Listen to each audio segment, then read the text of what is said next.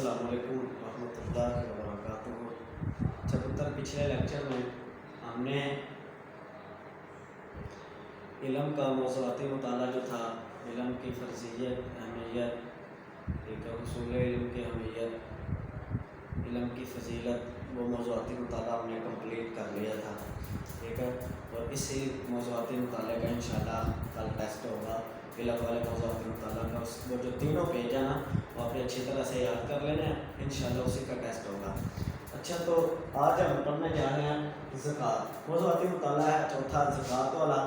زکوٰۃ کی اہمیت کیا ہے، اس کی فرضیت کیا ہے، اور اس کے مصارف کون کون سے ہیں، اس کے متعلق آج ہم پڑھیں گے۔ چھوٹے ٹاپک کا ایک پیج کا تقریباً زیادہ سے زیادہ تھوڑی سی لائنیں چند ایک اگلے پیج پہ ہیں، تو کافی دن ہوتے ہیں ہمارے پاس، آج ہم اس کو کمپلیٹ کریں گے۔ زکوٰۃ کی چند ایک اہم چیزیں ہیں جو آپ نے سیونتھ کلاس میں بھی جیسے مصارف زکوٰۃ پڑھے ہوئے ہیں، یا چند ایک چیزیں آپ نے پہلے پڑھی ہیں، تو ایزی سا ہے، اس کو آج ہم جو ہے نا وہ کمپلیٹ کریں گے۔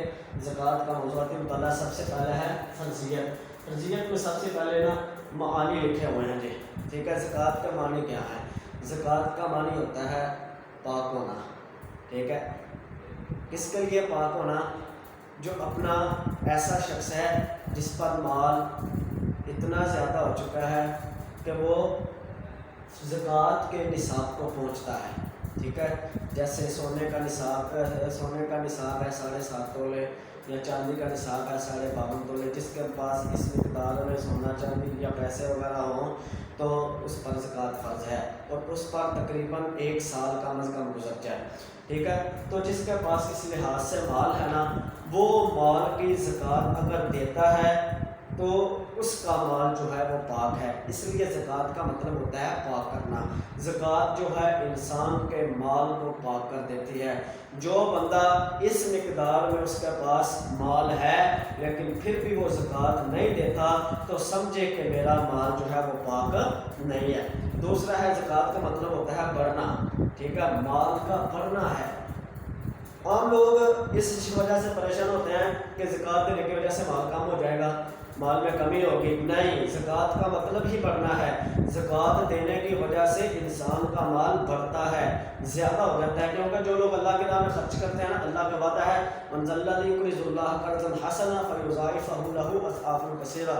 جو اللہ کی ذات کو قرض حسنا دیتے ہیں، اللہ کی ذات کو قرض حسنا سے دینے سے مراد یہ ہوتا ہے کہ اللہ کی راہ میں خرچ کرنا۔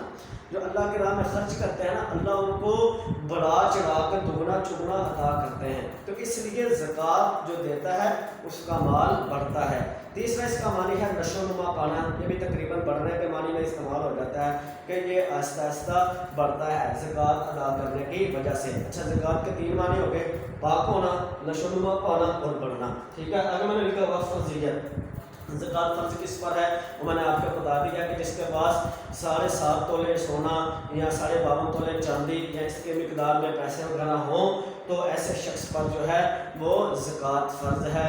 جب اس کے ایسے مال پر 1 سال گزر جائے، اللہ رب العزت نے اس کی فرضیت کے متعلق قرآن پاک کے بیشتر مقامات میں نماز کے ساتھ جو ہے وہ زکوٰۃ کا حکم دیا ہے۔ وَأَقِیمُوا الصَّلَاةَ وَآتُوا الزَّکَاةَ، نماز قائم کرو اور زکوٰۃ دیتے رہو۔ یہ آپ کو عموماً MCQ بھی آ سکتا ہے کہ نماز کے ساتھ اس عمل کا خاص طور پر قرآن میں بار بار تذکرہ آیا ہے تو زکوٰۃ کا تذکرہ آیا ہے، یا ایسا ہو سکتا ہے کہ ان 2 عبادات کا نماز میں قرآن میں بار بار ایک ساتھ تذکرہ آیا ہے، نماز اور زکوٰۃ کا۔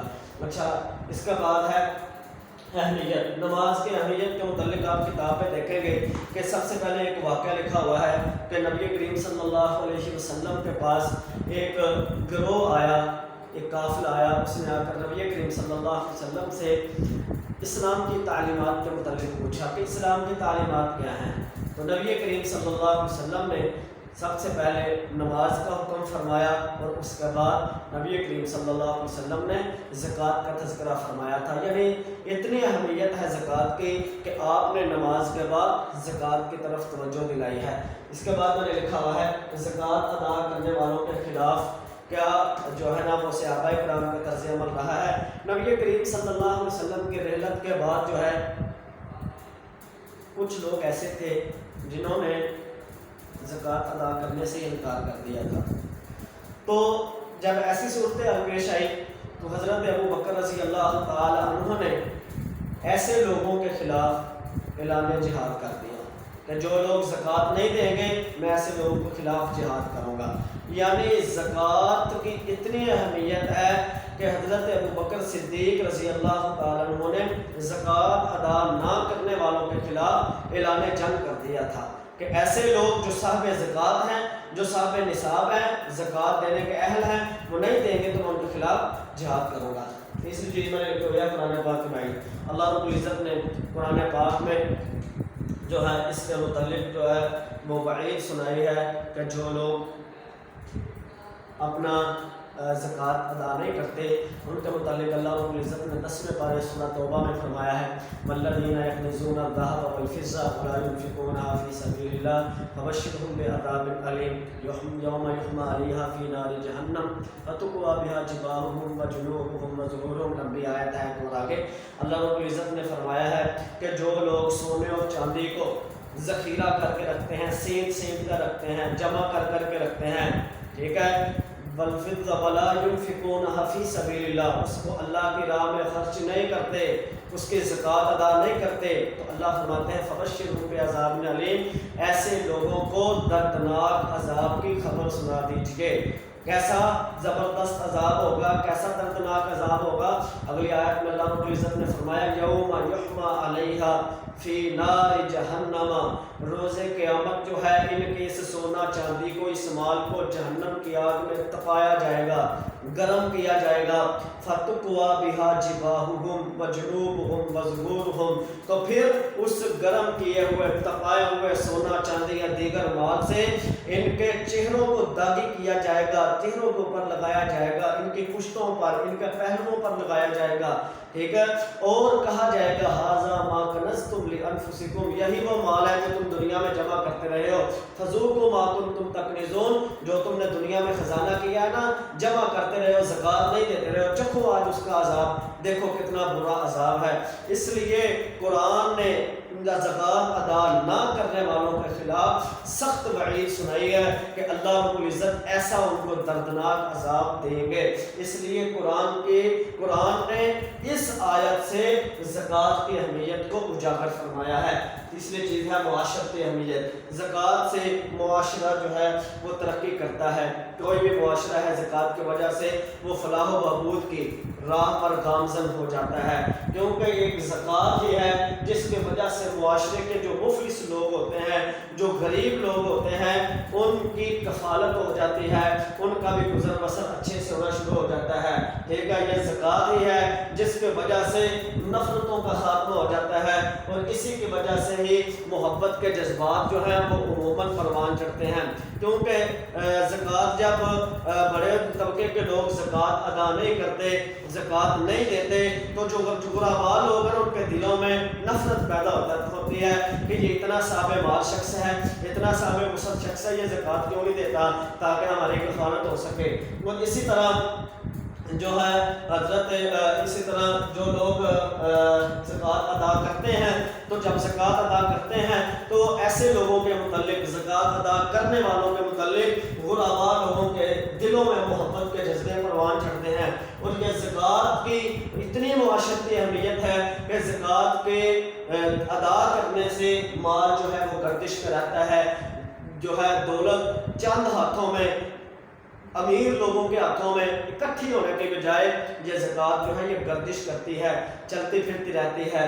امیر جب زکوٰۃ دیتے ہیں یہ غربا لوگوں کے ہاتھوں تک جاتی ہے گردش، وہ بھی اپنی کفالت کرنا شروع کر دیتے ہیں۔ تو ایسے ادوار بھی آئے ہیں مسلمان خلفاء کے کہ ان کے زکوٰۃ ادا کرنے کی وجہ سے، ان کے دور میں زکوٰۃ اتنی ہوتی تھی، زکوٰۃ کا اتنا نفاذ عام تھا کہ ان کے زکوٰۃ کرنے کی وجہ سے، ادا کرنے کی وجہ سے غریب لوگوں کا طبقہ بھی اتنا مضبوط ہو چکا تھا کہ ایک وقت آیا کہ مسلمانوں کے اندر زکوٰۃ لینے والا نہ ملتا تھا، کیونکہ جن لوگوں کو غربا کو زکوٰۃ دی گئی تھی وہ زکوٰۃ کا مال کو اچھی طرح سے استعمال کر کے پیشہ ور جو ہے وہ مانگت نہیں بنے تھے، بلکہ ان لوگوں نے اپنے آپ کو مستحکم کیا، اپنے آپ کو مضبوط کیا تھا۔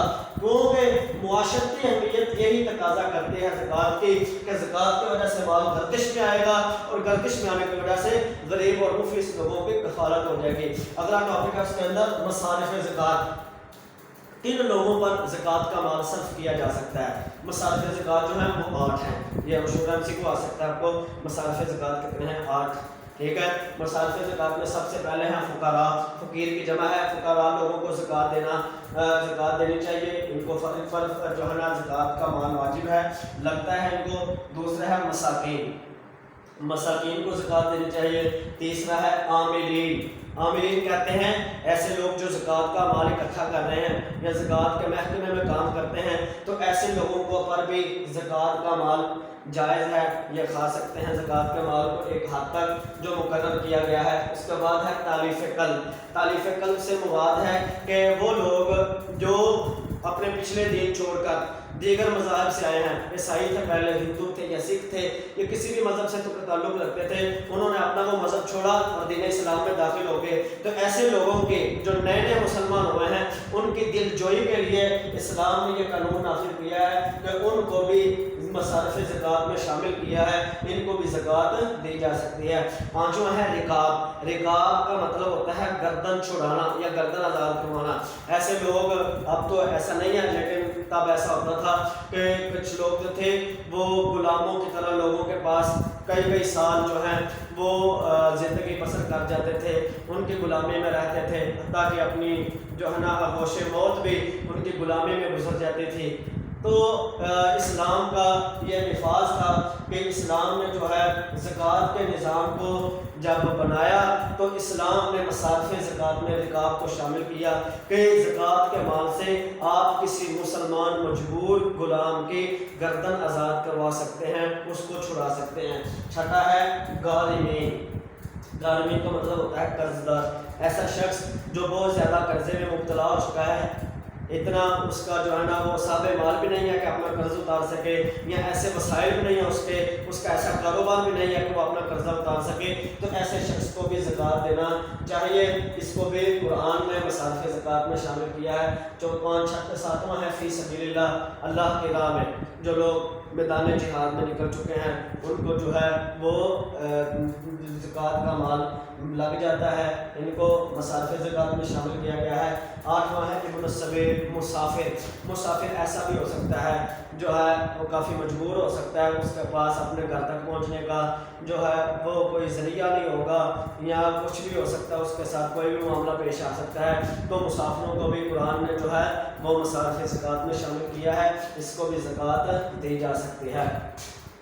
لاسٹ پوائنٹ میں نے لکھا ہوا ہے زکوٰۃ کے زیادہ حقدار، زکوٰۃ کے عموماً زیادہ حقدار جو ہیں وہ آپ کے قریبی رشتہ دار ہیں۔ اگر قریبی رشتہ داروں میں آپ کو کوئی غریب نظر آتا ہے، کوئی ایسا مسکین فقیر نظر آتا ہے جو مالی حالات سے کافی زیادہ تنگ ہے، اس کے مالی حالات ٹھیک نہیں ہیں، تو آپ اس کو زکوٰۃ دے سکتے ہیں۔ سب سے پہلا آپ کا حق بنتا ہے کہ آپ اپنے قریبی رشتہ داروں میں دیکھیں، اور دوسرا ان لوگوں کو دیکھیں جو خود جو ہے بڑھ بڑھ کے لوگوں سے سوال نہیں کرتے، جو لوگوں سے خود آگے جا کے سوال نہیں کرتے، چمٹ کے سوال نہیں کرتے کہ ہمیں دیں، ایسا نہیں ہے، لیکن وہ لوگ پردہ پوش ہیں، سفید پوش لوگ ہیں، آپ ان کو تلاش کر کے زکوٰۃ جو ہے وہ ادا کریں۔ ٹھیک ہے، آپ نے ایک دو کویشچن لکھ لینا ہے، زکوٰۃ کے معانی بیان کریں یا معانی لکھیں، آپ کو کویشچن آ سکتا ہے۔ اس کے زکوٰۃ کی اہمیت کے متعلق ایک واقعہ لکھیں۔ ٹھیک ہے جی، زکوٰۃ ادا نہ کرنے والوں کے خلاف جہاد کس نے کیا تھا؟ حضرت ابوبکر نے، یہ آپ کو MC کو آ سکتا ہے۔ حضرت ابوبکر نے زکوٰۃ ادا نہ کرنے والوں کے خلاف اعلان جہاد کیا تھا۔ اس کے بعد زکوٰۃ ادا نہ کرنے والوں کے متعلق قرآن پاک نے کیا وعید سنائی ہے؟ دوبارہ کویشچن سن لیں، زکوٰۃ ادا نہ کرنے والوں کے خلاف قرآن پاک نے کیا وعید سنائی ہے؟ ٹھیک ہے، یہ کویشچن لکھ لیں گے آپ۔ اس کے بعد زکوٰۃ کی معاشرتی اہمیت بیان کریں، یہ 3-4 لائنوں کا کویشچن ہوگا، پورا کرنا ہے۔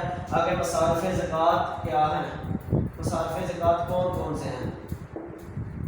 ٹھیک ہے، یہ آپ آیت کا ترجمہ نہیں لکھیں گے، جو لاسٹ پہ جو ہے نا وہ آپ کو یہ نمبر وائز لکھے ہوئے ملیں گے، آپ اس کو جو ہے نا وہ مارک کر لیں گے۔ اس کے بعد زکوٰۃ دیتے وقت کن لوگوں کا خیال رکھنا چاہیے؟ زکوٰۃ دیتے وقت کن لوگوں کا خیال رکھنا چاہیے؟ وہ مصارف زکوٰۃ کے بعد لاسٹ پہ 2 لائنیں ہوگی، وہاں پہ آپ نے یہ کویشچن مارک کر لینا ہے۔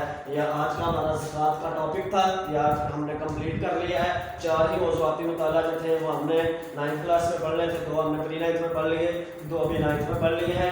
تو میں نے آپ کو بتا دیا ہے علم والے موضوعاتی مطالعہ کا آپ کا کل ٹیسٹ ہوگا، وہ آپ نے اچھی طرح سے ریوائز کر لینا ہے، اور اس کے بعد اس موضوعاتی مطالعے کو یاد کر لینا ہے۔ آپ کے پاس 4-5 دن ہوں گے، ان 4-5 دن میں اچھی طرح سے اس کو یاد کر لینا ہے۔ اللہ میرا اور آپ کا حامی و ناصر ہو۔ السلام علیکم ورحمۃ اللہ وبرکاتہ۔